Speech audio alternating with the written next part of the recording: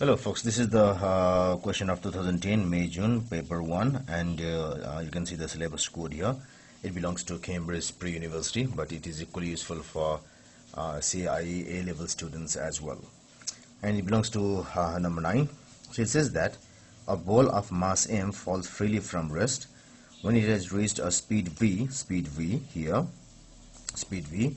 It strikes a vertical spring here. The spring is compressed by a distance y before the ball begins to move upwards. That means after traveling this distance, it comes to rest, and then after that it starts to rise upward. Assume that all the energy the ball loses becomes elastic potential energy in the spring. So we are assuming that there is no other sources of loss. What is the average force exerted by the spring during its compression? So first of all, let us find the energy that the ball has when it reaches here. So when it reaches here, the energy it possesses is the kinetic energy. So the K is equal to 1 by 2 mv square here.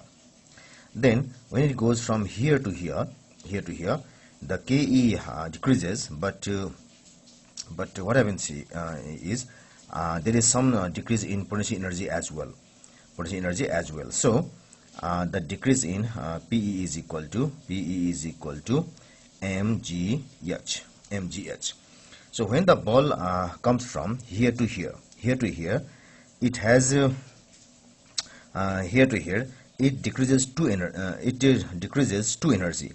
One is mgh PE, and one is the K that it had here decreases to 0. So the total decrease of energy is equal to decrease of total energy is equal to delta of Ke plus delta of Pe, which is equal to 1 by 2 mv square plus mgh. So this half mv square decreases to 0, so I haven't included that 0. Now this energy is converted to the potential energy here, and because of which the spring is able to exert force. So this delta E changes to, it becomes delta PE of the spring. So this PE is different from this PE. So this should be equal to, or I can say 1 by 2 mv square plus mgh should be equal to, this PE should be equal to work done in compressing the spring.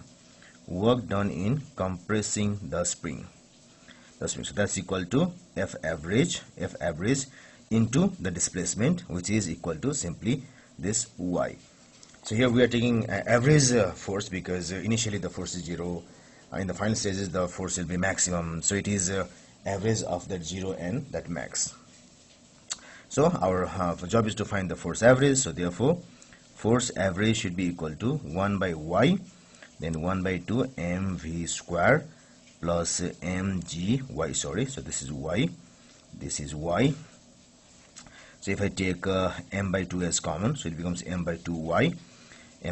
So it will be inside the bracket, it will be simply v square plus, it will be equal to 2gy. So if we go through the answer choices, the choice D is the correct answer. So choice D should be the correct choice. And here this F average means the average force is not the maximum force. So if you take the maximum force, the expression here will be equal to 1 by 2 Fy. So we are not taking the maximum force here. We are simply taking the average force. That's why it is simply F into Y.